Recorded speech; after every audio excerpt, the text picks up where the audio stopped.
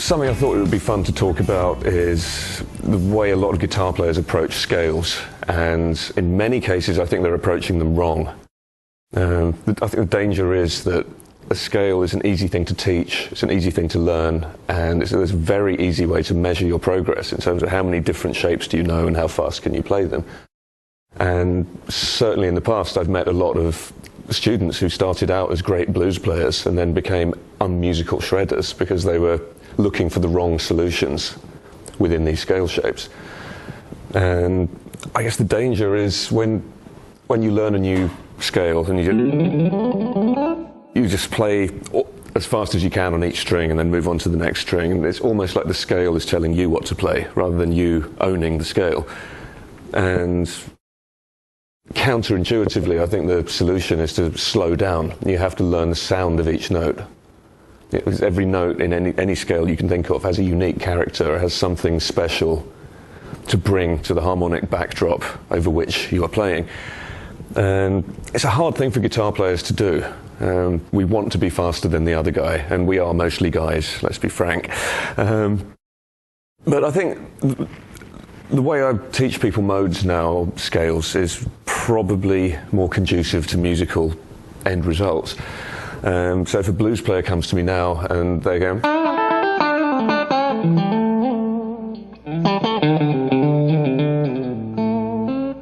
I don't want to ruin that because there's something vaguely musical about it, and I'd hate to turn it into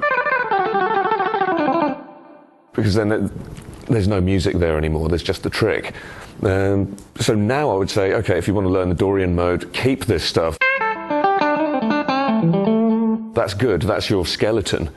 And now, instead of flipping a switch and going from pentatonic mode into the Dorian mode, now it's more like a dimmer switch or a fader, and you can introduce the character of that mode gradually. So if you have that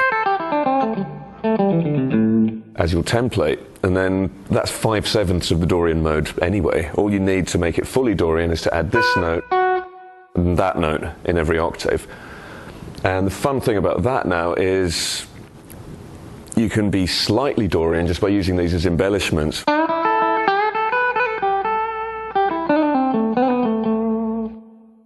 And it's still recognisably a blues lick, but with a hint of that Thin Lizzy twiddle added to it.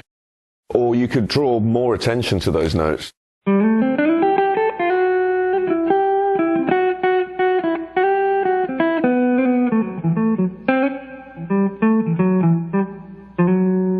And then maybe even eliminate some of the neighbouring pentatonic notes to make it sound more fusion, more angular, and you've got...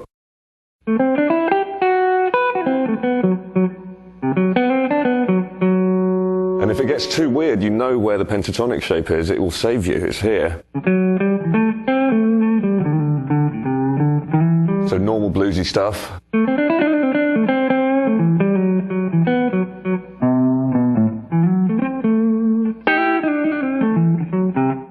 If you start treating all the modes like that, you'll find 3 of them fit into a minor pentatonic shape really nicely, 3 fit into a major shape really nicely, and the other one is horrible. Unless you want to play over that chord for 16 bars.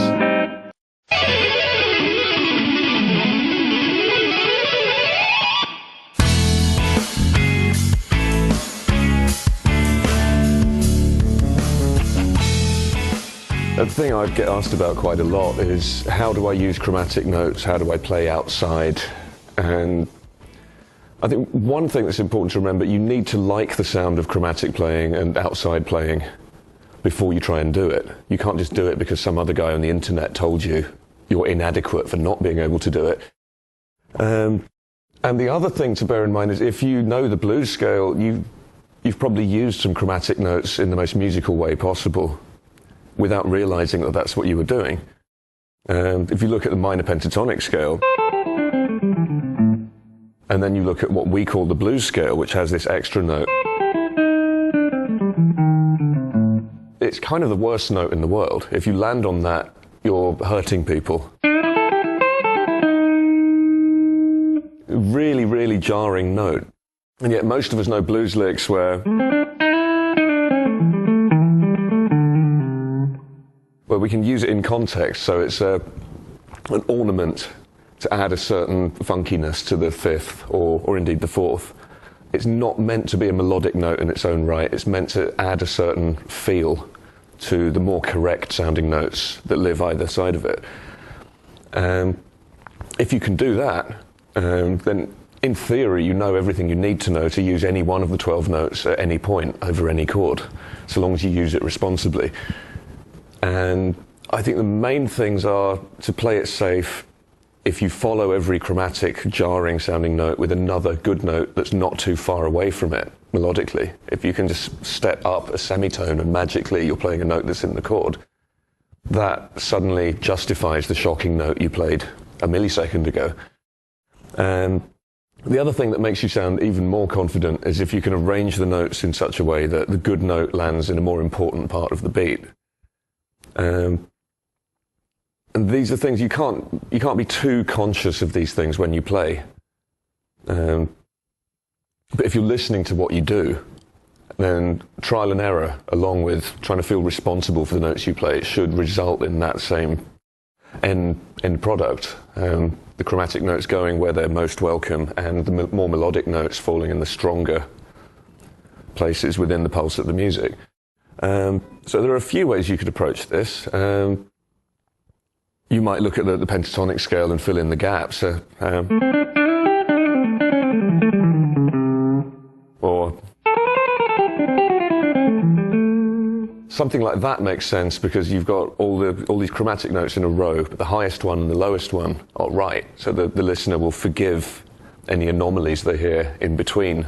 Or you could maybe go right back to first principles and say, I'm going to use the notes that are in the chord, and that will be my template. So, I don't know. And then look at where the chromatic approach notes live relative to that shape.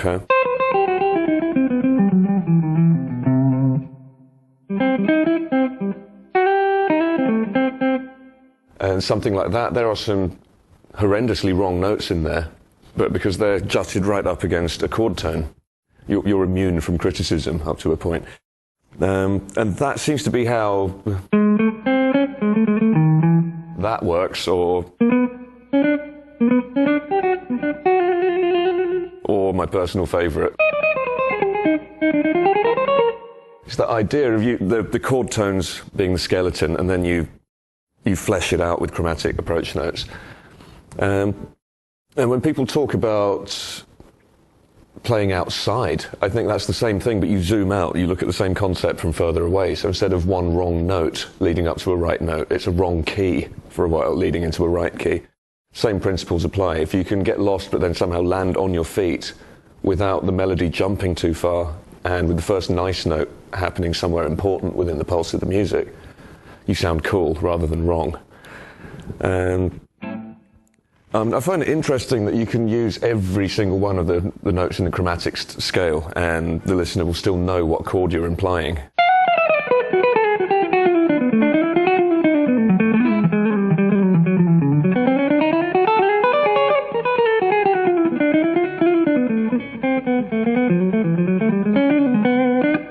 There must have been all 12 notes in there, but hopefully it sounds suitably like B minor rather than F major or something. It's where you put the notes, not what the notes are, that I think is the most important thing.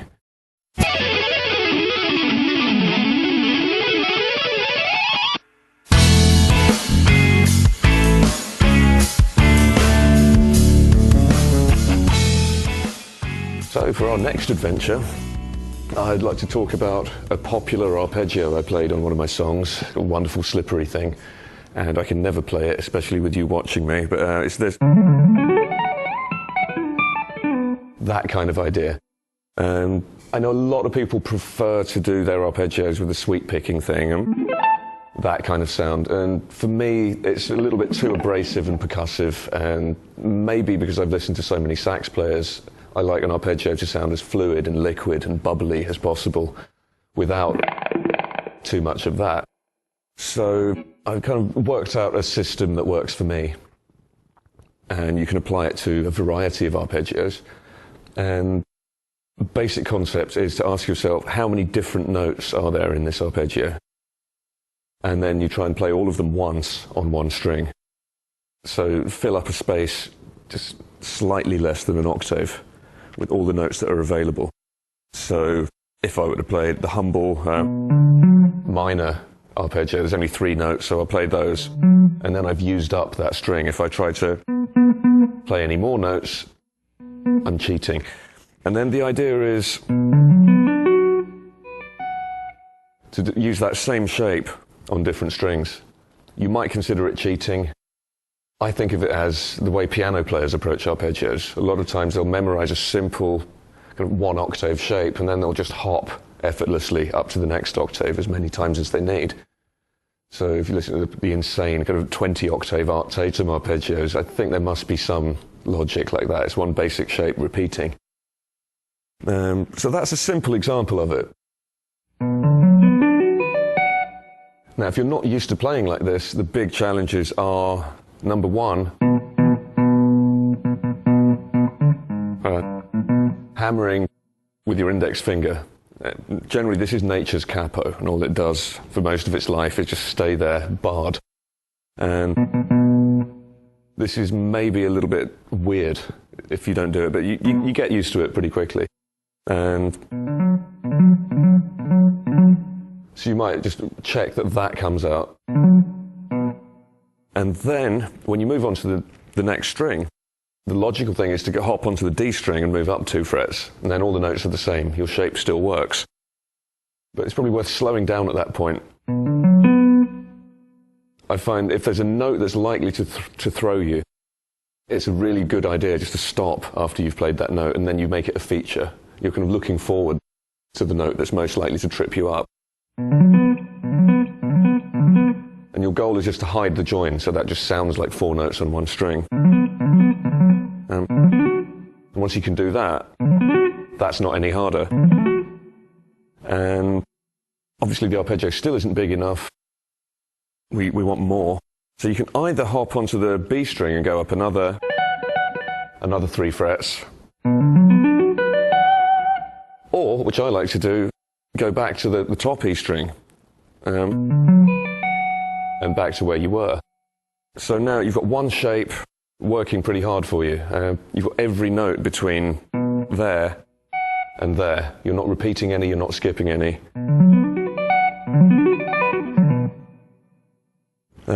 It gets more fun when you start to complicate things and add some extra notes. So I might, for instance, want to have a minor 7th arpeggio, in which case I could maybe add the 7th there.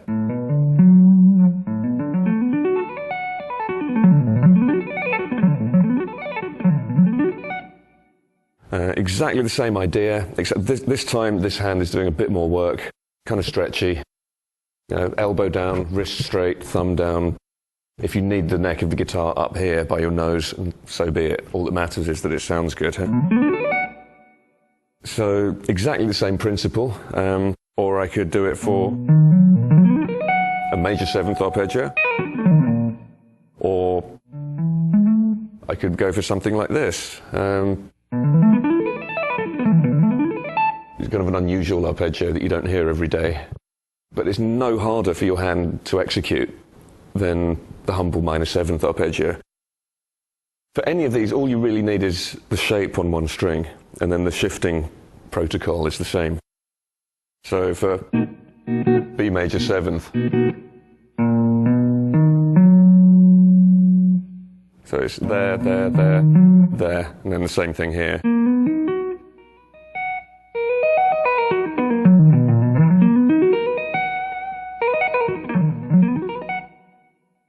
It might be worth really focusing on the shift between the end of one string and the start of the next. Because the last thing in the world you want is, 2 notes ringing, or something like that. As soon as you kick on the distortion,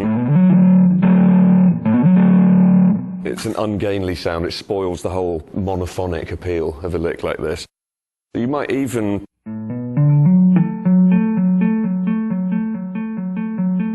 check that you're comfortable with that thing, where every time one finger goes down, the other one releases.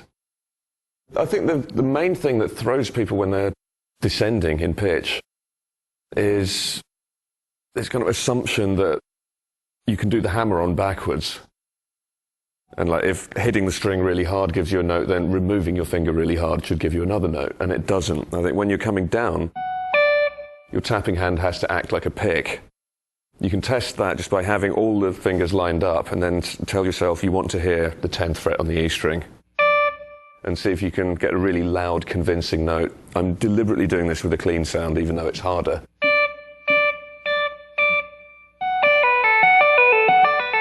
You could even try different dynamics. You could try to check you can do it soft and do it loud. Then when you kick in all the distortion and the gain, generally the best policy is to hit these notes as hard as you can. They will still sound fluid because you're not picking them. But if you play too softly, then all the background noise, the handling noise, will devour the notes that you're trying to communicate to people. Huh? So the more confident you can make those notes sound, the more assertive the pull-offs are.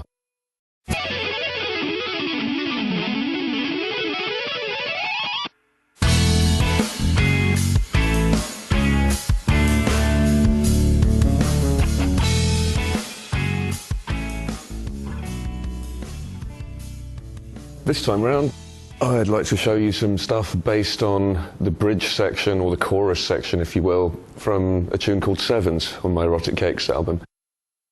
And it's this kind of thing. But I'd like to kind of simplify it a bit and hopefully make it more useful for what you might do in your own music.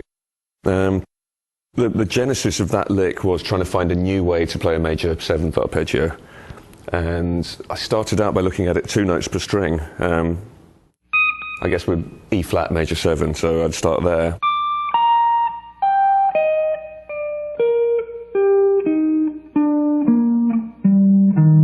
So you've got that network of notes, and you're doing this the whole time, which is always fun.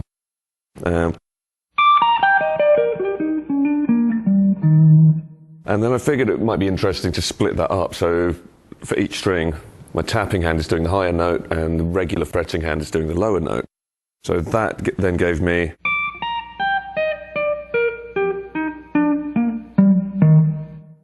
and then I thought, okay, if the notes are split up like that, then I don't have to play them in order anymore, and I can get more of a sequence rather than just highest note to the lowest note. And I thought, wonder what that will sound like.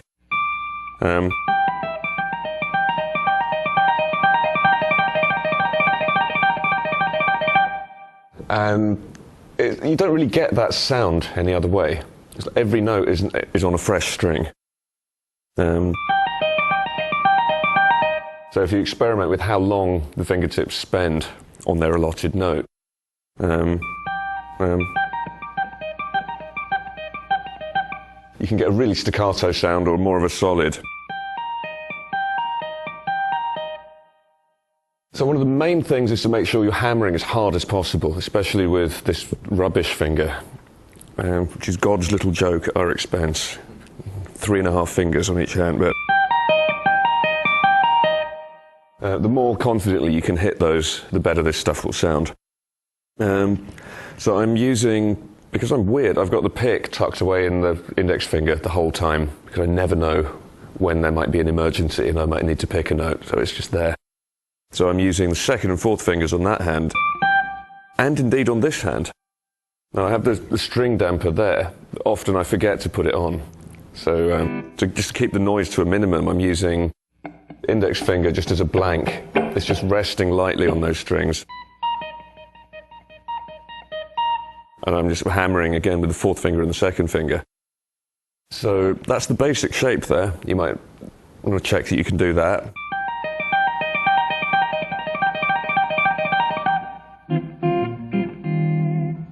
And then if we move on to the next set of strings, there's a similar thing. Now I'd be using the 2nd and 3rd fingers.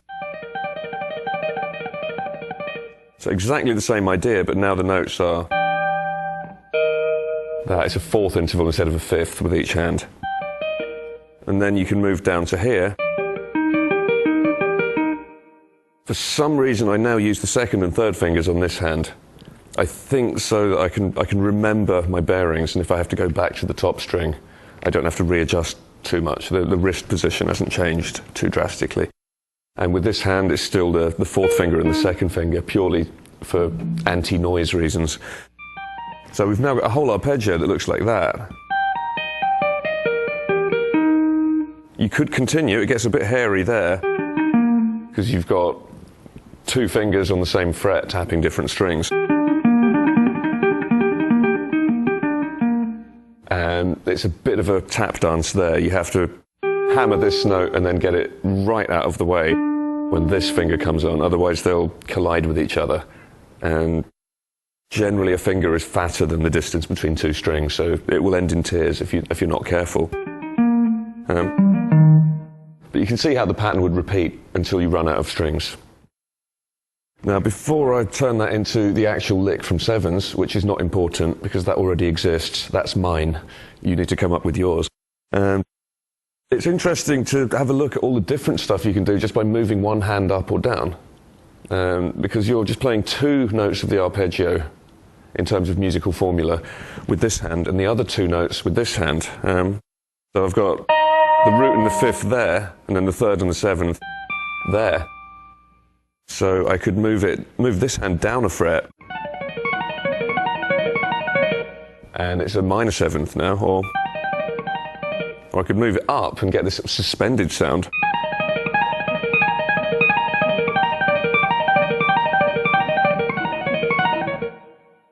It's just one motor skill, and if you've trained your fingers to do that and they're in time and the notes are all loud, you might as well see how much mileage you can get out of that basic technique. Here's the final version of this idea in my world. This is as far as I took it. And the real twist here is because my tune is in a 7/4 time signature, hence the imaginative name.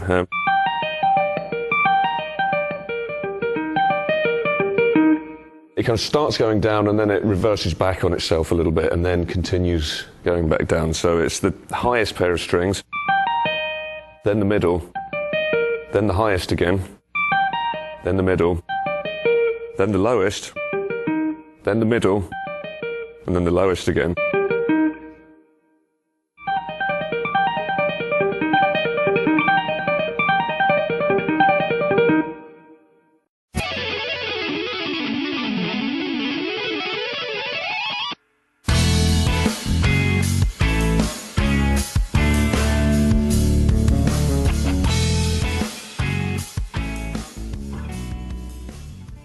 For this instalment, I thought it would be fun to show you a little extract from one of the tunes on the Aristocrats album, which may or may not be out and available for purchase by the time you read and or watch this. It's from a tune called Bad Asteroid, and it's actually something that's been bubbling away in my collection of unused tunes for about 18, 19 years. And finally I got an excuse to record it properly. And yeah, it's called Bad Asteroid. Look up the Aristocrats if you want to know more about this. But the section I wanted to show you today, I thought you'd find interesting because there's some wacky tapping ideas, but also there's some harmonic interest. There's some sort of budget Steely Dan kind of chords going on in the background. So if you just play the lick on its own, it doesn't mean anything. It sounds weird. You need the chords there for context. So I guess I'll start by showing you what the chords are.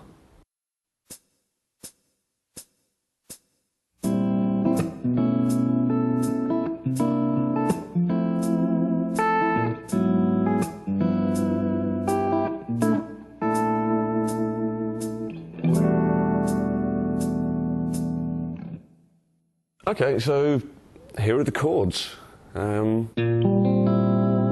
Starts with that, so it's kind of a C triad, but you've got a B flat in the bass, so you might think of it as a B flat Lydian vibe, which ends up there. And there's an A with a B in the bass, so you might, or probably do, think of that as a B11th kind of sound.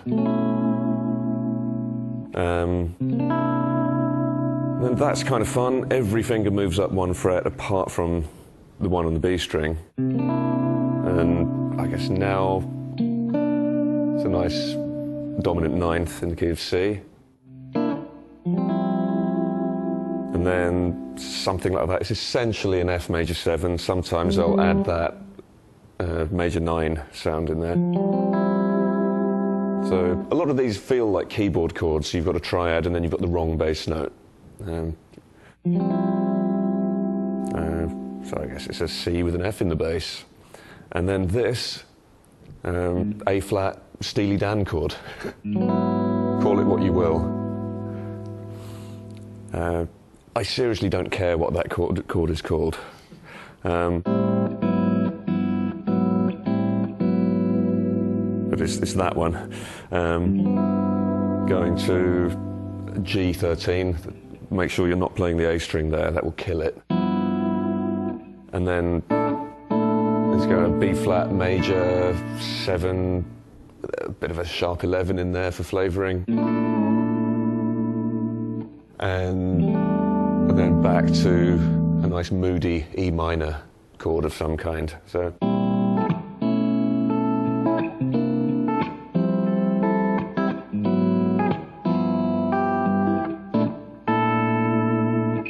The more attentive among you may have noticed that there's one note running through.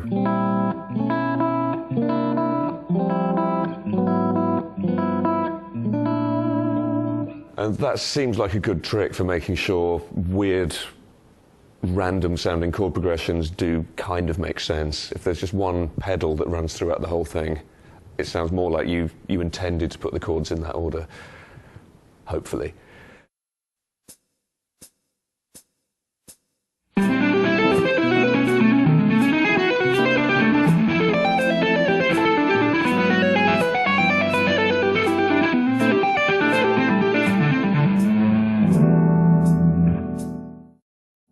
Ladies and gentlemen, I have to be honest with you, this is not one of those melodies that I could play to you starting from the 15th note. Really, I can only play it from the first note. So what follows is going to be entertaining, to say the least. But I can show you the rough idea. So it starts with that kind of idea where the two hands are mirroring each other. And for each pair of notes, this hand is leading. So if we look at the tapping lick, it will be easy to lose track of this, but try to bear in mind that you should be able to squeeze 6 of these notes into each beat. So you've got So let's try and play the first bit. This is two hands mirroring each other. So it's that kind of shape, and as ever, I'm wasting one of my best fingers by using it to store the pick. If you have a better idea, go for it. But for me, it's mostly these fingers. And then that's an odd bit, because a lot of it looks like fourth intervals or something close to fourth intervals, so I'm having to climb towards the lower strings using the same pair of fingers for a lot of it.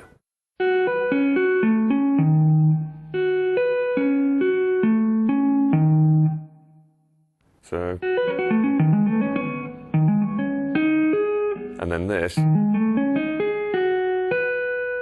and then, so more stacked fourth kind of ideas.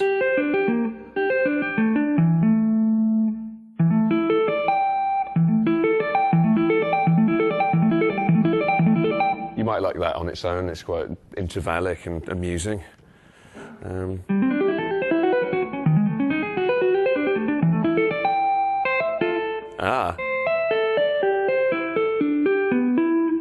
That's weird. It feels like the hands change string at the wrong time, but that's how the tune goes. So.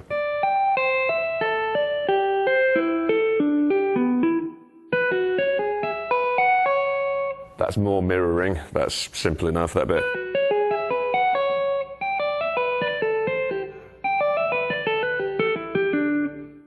That's some pentatonic shapes on each hand there. Not quite the same thing. On the B string, it's...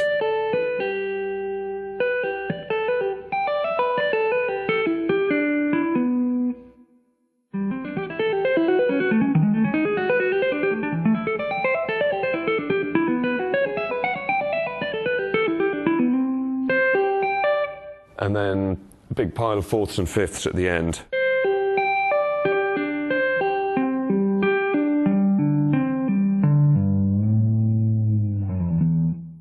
With regards to this hand, I'm not really one of these TJ Helmerich, Jennifer Batten, full-on 8-finger tapping people. I can't do that. A big part of what I do is about trying to get a big tone and trying to make every note sound as huge as I can.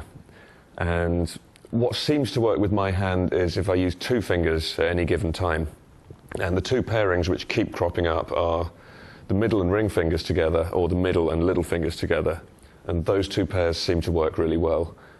The ring and little finger together will never be as good. I will try and avoid that pair, because I don't think anyone's going to give me an award for trying to fret 2 notes with those fingers. If there's a way to rearrange everything so I can use those 2 or these 2, generally I can make the lick sound good with less gain on the amp. I can get a bigger sounding note and everyone's happier.